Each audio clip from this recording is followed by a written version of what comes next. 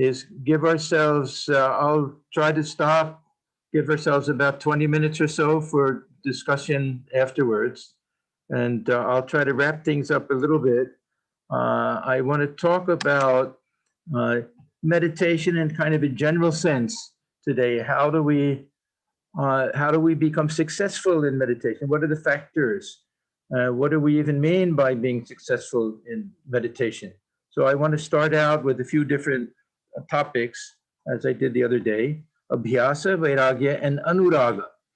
When we read Gita and we find Arjuna has the same problem that everybody has. He says to control the mind is more difficult than trying to control the wind. And we know we can't control the wind. There's no way to stop it. So he's such a qualified person as Arjuna, who had such a tremendous power of concentration. For him to say that, so then we know that it's something very difficult. So Sri Krishna says to him that I agree with you, you're right. It's very difficult, but it can be done. Gurhyate, it can be done. And he says Abhyasa Yoga and Vairagya, that these are the two means. And Sri Ramakrishna will add a third. Whenever he talks about Vairagya, he adds this Anuraga. So Abhyasa Yoga. This means that we have to practice meditation with great devotion, day after day, without giving up, without becoming depressed, without becoming disheartened. Even if we're not able to concentrate the mind very well, we have to continue with it. And Abhyasa Yoga has a technical meaning also, that when the mind wanders away, we catch it and we bring it back. And if we do this over and over again, then at least in theory, the mind should stop wandering so much. And we see progress in meditation when we can catch the mind more quickly. Not that the mind will stop wandering, but as soon as it wanders away, we'll catch it. In the very beginning, we sit for meditation. We may not even realize that the mind has been all over the place for the last 20 minutes. And then at the very end, we say, oh, how did I get here? So through this practice of Abhyasa Yoga, that means we have to observe the mind. We take the role of the witness. And as soon as it starts to go off on a tangent, we catch it and we bring it back. So we want to catch it more quickly. We want to keep it from going too far away. We want to bring it back quickly, and we want to increase the time of concentration in between. So this is Abhyasa Yoga. Now, when we examine the mind and we ask ourselves, why is the mind wandering away all of the time when at least I think that I really want to think about my Ishtadevata? So we have to analyze the mind and observe the mind and try to see what is it so fascinating about other things that it prevents the mind from thinking about what we want it to think about. So it goes into very complex things that what are the things that we enjoy? So we'll find that a lot of it is a question of desire, of samskaras, of what they call vasanas, these deep-seated desires that we have. And when we try to control the mind, sometimes this increases the strength of these old impressions and old tendencies and hidden desires and everything. So there's a little tussle that goes on, that fighting these things. Now, the role of Vairagya, dispassion, this is trying to eliminate those things which are attracting the mind and preventing the mind from settling down on the real object of our meditation. Now, Thakur, he makes a very strong point that for most people, the power of the mind is not strong enough to simply withstand this pull, this pull that's taking the mind outward. he says what we need to do is increase that pull for the mind to go inward. So he always says that don't think about the negative side. That if you want to go in one direction and you're going to the other direction, then don't think about I want to stop going from to the east. Start thinking I want to go to the west. So we increase that longing and desire for the object of our meditation. This is anuraga. So this is why Thakur says Vairagya is not enough. If we simply say, no, I don't care for the world. That many people have that, they lose interest in the world. They may even be escapists, nihilists, that they reach a point where they don't feel too much attraction to anything. This may be tamas. What we want to do is say that no, I know that the mind is used to enjoying all of these things, but there's something greater. And I want to train the mind, not even train the mind. I want to give the mind a chance to taste these things. This is what is called in the Gita is sattvic happiness. In Gita, we have this different types of happiness. Sukha is according to sattva, rajas, and tamas. And the sattvic type of happiness, Sri Krishna says, in the beginning, it tastes like poison. And at the end, like nectar. Now, all that means is that thinking of God, repeating the name of God, these are an acquired taste. We don't necessarily, at the very beginning, find too much joy in it. Thakur says, and I think quoting one of the songs, "Oh mother, what is this disease that I have? I have no taste for your name." But through practice, abhyasa, through this practice, we start to get an appreciation, we get a taste for it. And then Sri Krishna says, at the end, it becomes amrita. It becomes like nectar to us. So this was what I was trying to emphasize yesterday, that if we can have some very strong emotional and devotional tie to our Ishtadevata, and to really feel that divine presence, really feel some connection with that life, then the mind will be automatically drawn in that direction. When the mind is drawn in that direction, then this is called the grace of the mind. Thakur uses an expression in the entire gospel. This is my favorite expression, anukul hawa. Whenever I hear this expression, anukul hawa, it's like a cool breeze that's blowing, favorable breeze, that otherwise we're struggling so much. And then a point will come. Of course, he gives the example of the boatman. Is it very difficult to take the boat from the dock? That he has to untie it, he has to row it out there. It's very heavy, it's a lot of hard work. Then he finally has to raise the sail. And sometimes the breeze will be coming from the wrong direction. You have to tack back and forth and back and forth. But when it's directly behind, then you have full sail. You just have a full open sail. He can tie it off. He doesn't have to tack back and forth, and just sit back and relax, and it'll carry him the whole way. There's an anukul hawa, this favorable breeze. This favorable breeze really is also what he calls the grace of the mind. He said you may have the grace of the guru, you may have the grace of the devotees, you may have the grace of God. Without the grace of the mind, then everything falls apart. So this grace of the mind comes when that longing and that desire to fix the mind on the object of our love and devotion is stronger than the pull of desires and all of the other things that distract the mind.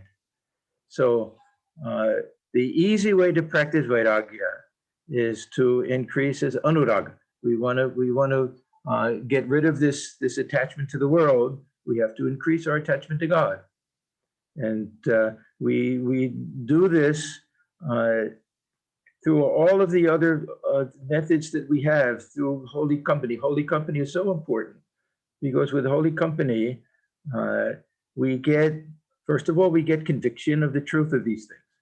And we see how a life can be transformed, that those who devote their lives to God and think about God, how they really become holy people. And we see some very deep type of conviction and contentment. These two things are very important, conviction and contentment. And we say, no, I want that. I want this more than anything else. Now, the problem with the mind is that it doesn't give up. We have the old mind and the new mind. This is the problem in spiritual life. The new mind says, now I've discovered what I really want, what's important in life, what I see as the real goal in life. I don't care for anything else. The old mind says, wait a minute, don't go too fast. Don't get ahead of yourself. I still enjoy my old enjoyments. So it's a struggle. We have to increase the pull of the mind towards that which is higher. So this is, we have these three things. We do it abhyasa, we do this through practice, vairagya. We try to decrease our attachment to the world. Now, this means in very practical terms, a little bit of change in behavior. Thakur is very clear that mental renunciation doesn't mean that we can go and do everything we used to do. We go to our parties and read all sorts of trashy things and everything like that, and say, no, but I won't be attached. He says, in the beginning, we have to fence ourselves around. We have to protect ourselves. We have to change our behavioral patterns a little bit so that at least we practice moderation and we try to feed the mind very sattvic things. So we have to change the way we live in the world.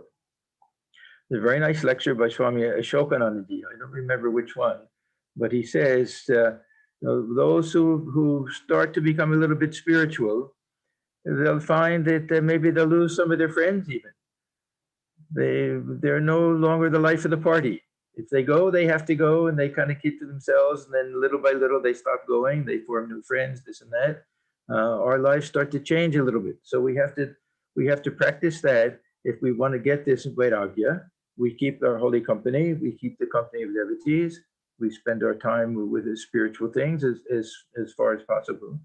And this anuraga, it comes through this holy company, it comes through constantly dwelling on if it's the avatar, if object of our worship is Sri Ramakrishna, Holy Mother, then we have to immerse ourselves in their thought and their lives and reading about them and thinking about them, and this will create that kind of longing, and this longing, vyakulata, this longing is what Thakur says is the final and ultimate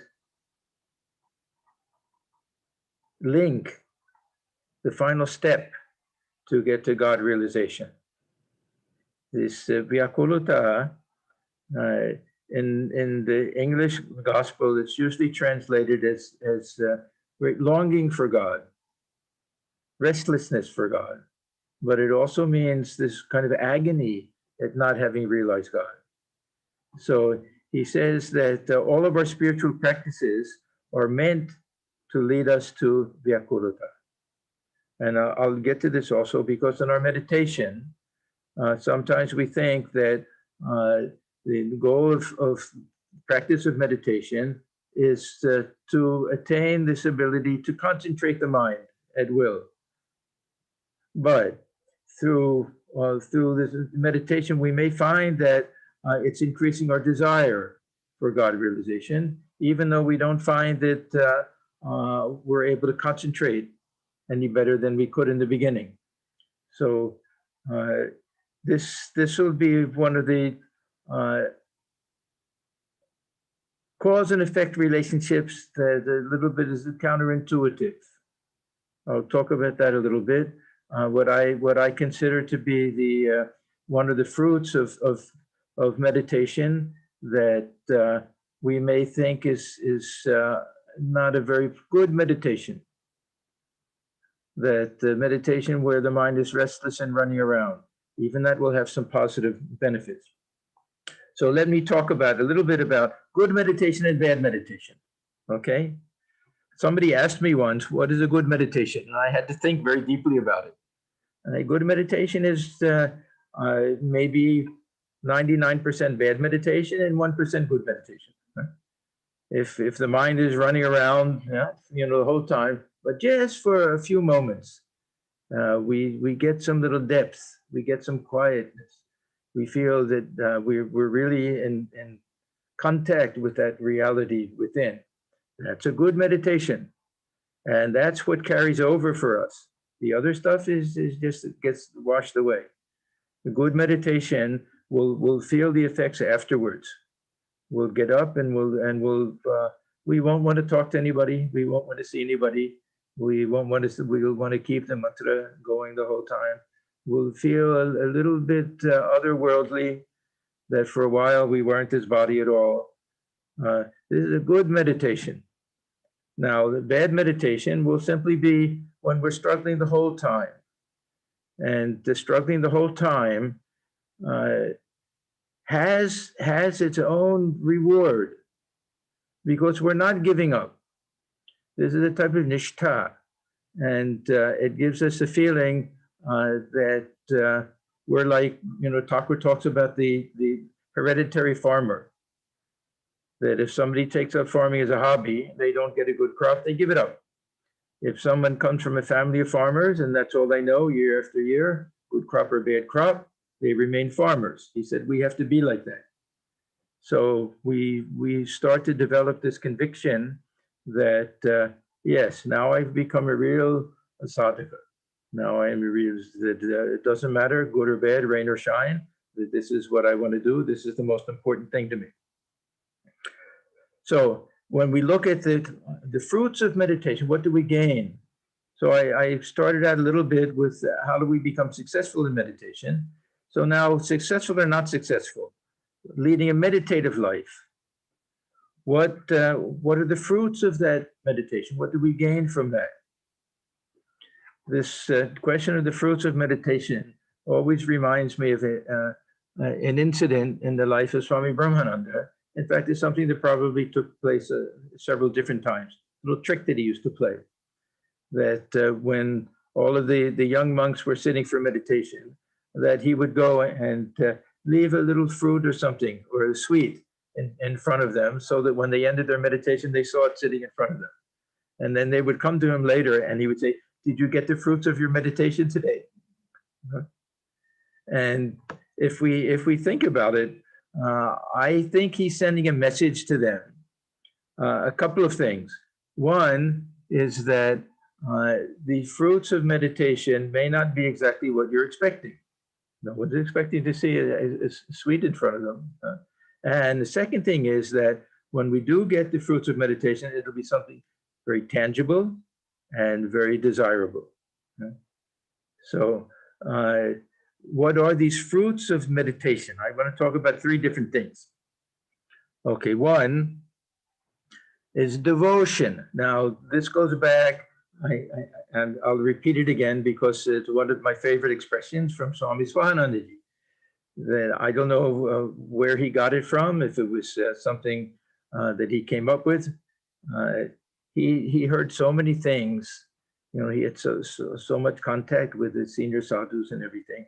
Very, very much inspired and very close to Swami Gopesh Maharaj. It could have been from him even. But he said the main fruits of meditation, the main fruit is devotion.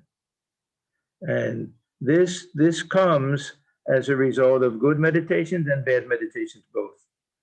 That if we're really willing to stick it out and sit for a full hour with a mind, restless mind, body aching, all of that, afterwards we come to realize that it's through our devotion and that we've gained devotion through this.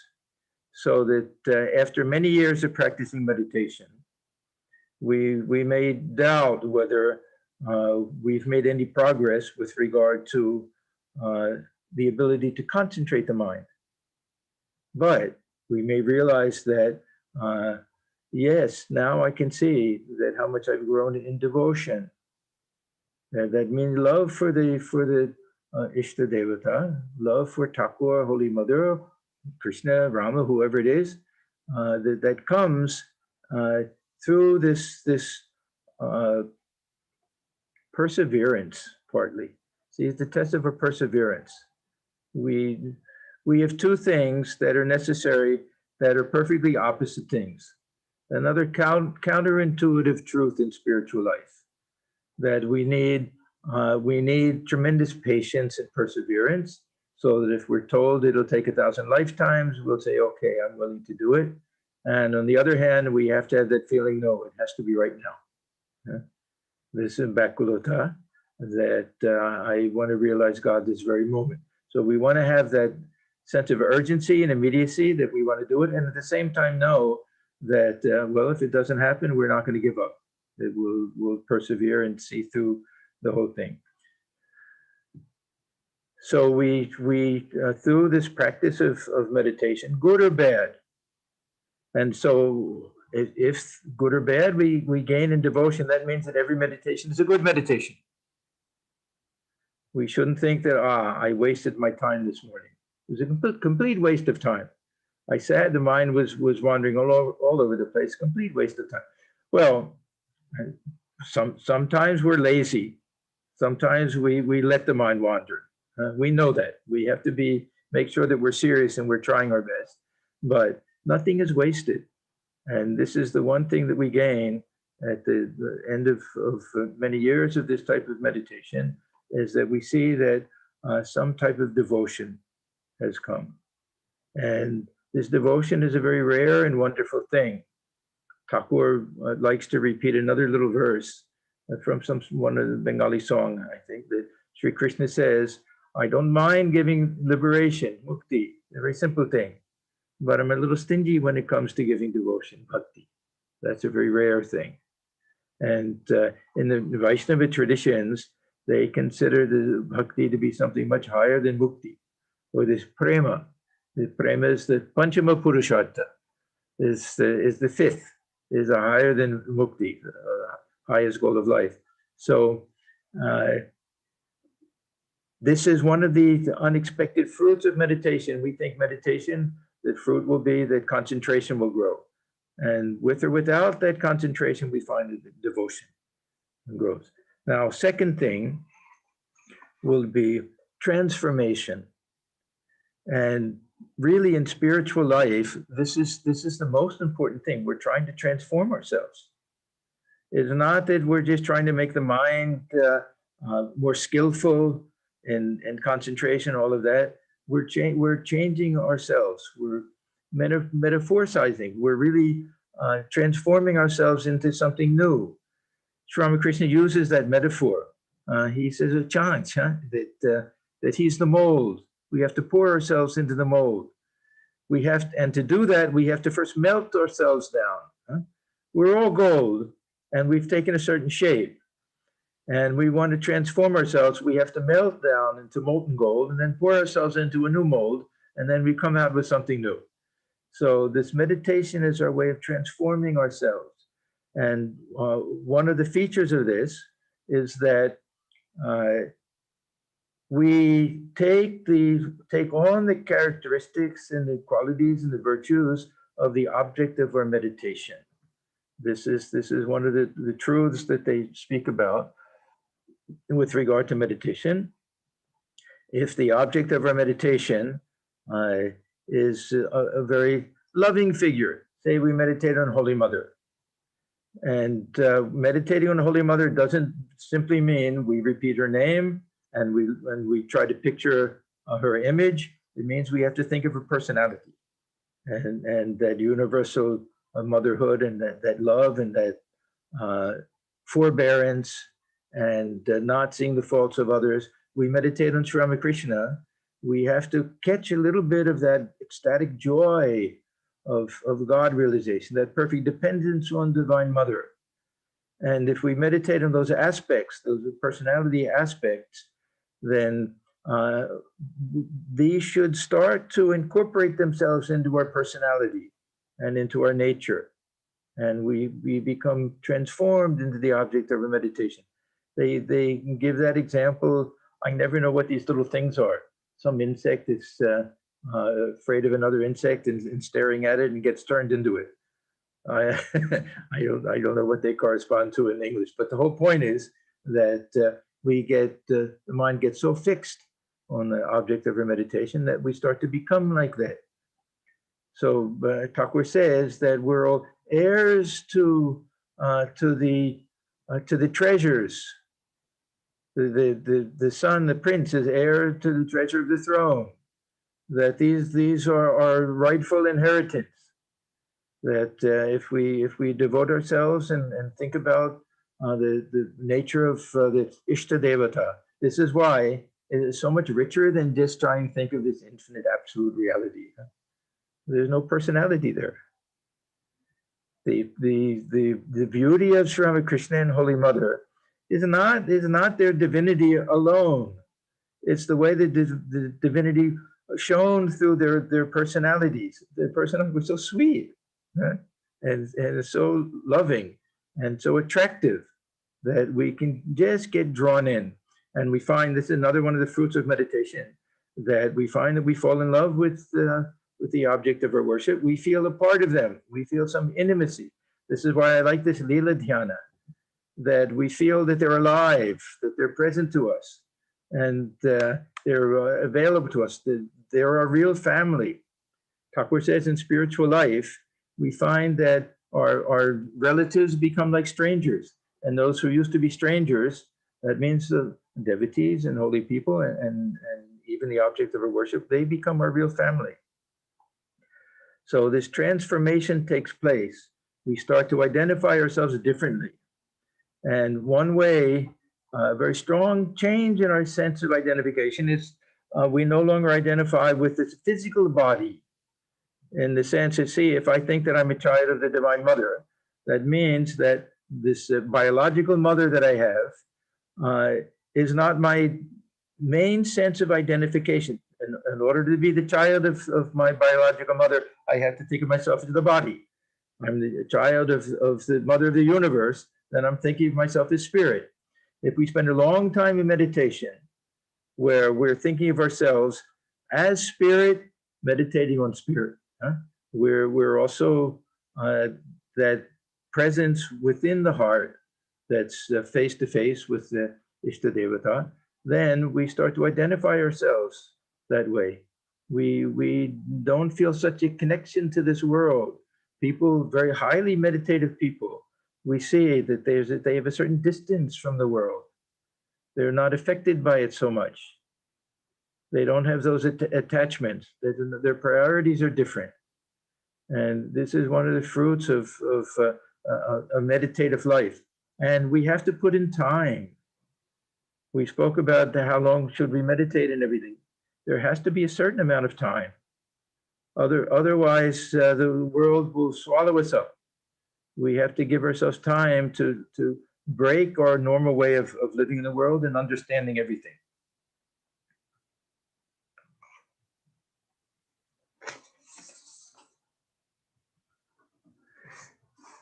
Then we get a sense of conviction. This is another thing that comes to us, that in the beginning, everything is kind of theoretical. We're told, I'm not the body, I'm not the mind, not the sense. All of this is, we accept this is true. But when we sit for meditation, this is the way we test it out on ourselves. We really see, can we really feel that I am consciousness itself? I'm something other than this body. That I'm the witness. I'm awareness. Everything exists within me. So even if it's a devotional type of meditation, we can have that feeling. Otherwise, we feel that yes, I'm also spirit. I'm a child of the Divine Mother. That type of feeling. So in meditation, we get to test everything out. Swamiji used to say that the mind is like the laboratory, and this meditation is when we do our experiments. That we hear that I have some existence, even separate from mind, that I am the witness. In meditation, we can observe that, yes, I am the one watching everything. So we get this conviction about these Vedantic truths. So transformation, conviction, and we'll see that this tremendous conviction comes about the truth of all of these things. Now, one thing also that we get, a very great treasure that comes in spiritual life, if we lead a meditative life, if we lead a spiritual life, devotional life, then something called contentment, santosh, comes to us. Holy Mother had a beautiful statement that she used to make, that she said that there's no virtue equal to forbearance, and there's no treasure equal to contentment. And this is where this idea comes back again, that perhaps we're not so successful in our meditation, that the mind is still wandering after so many years.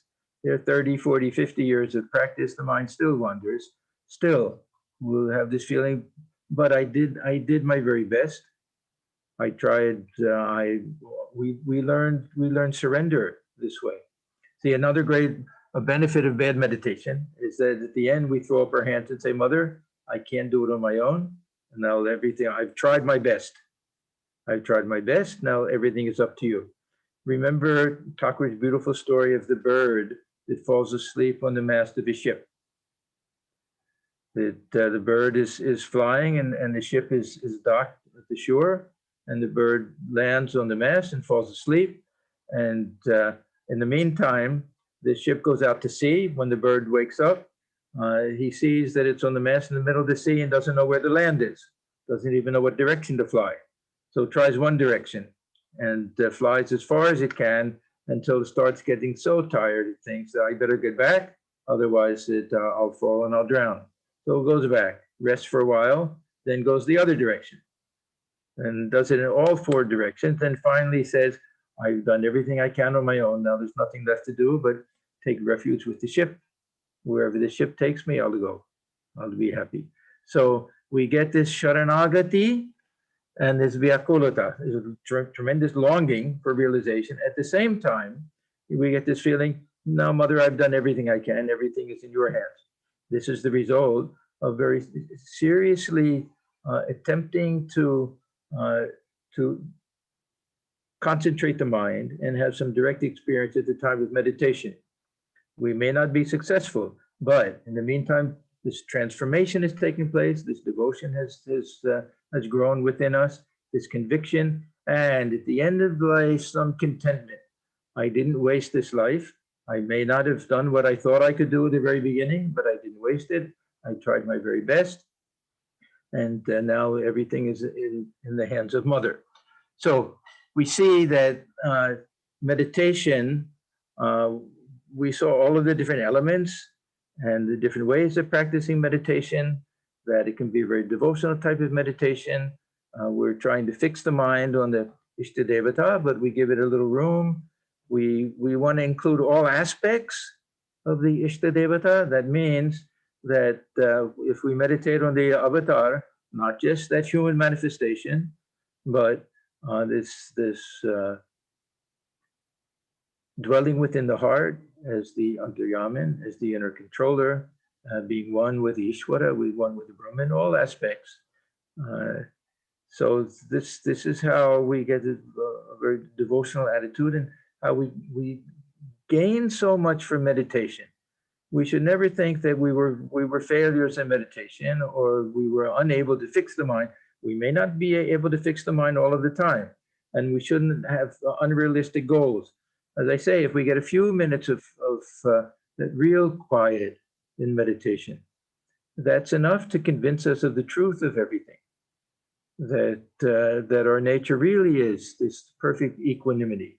It's enough, and give us that inspiration.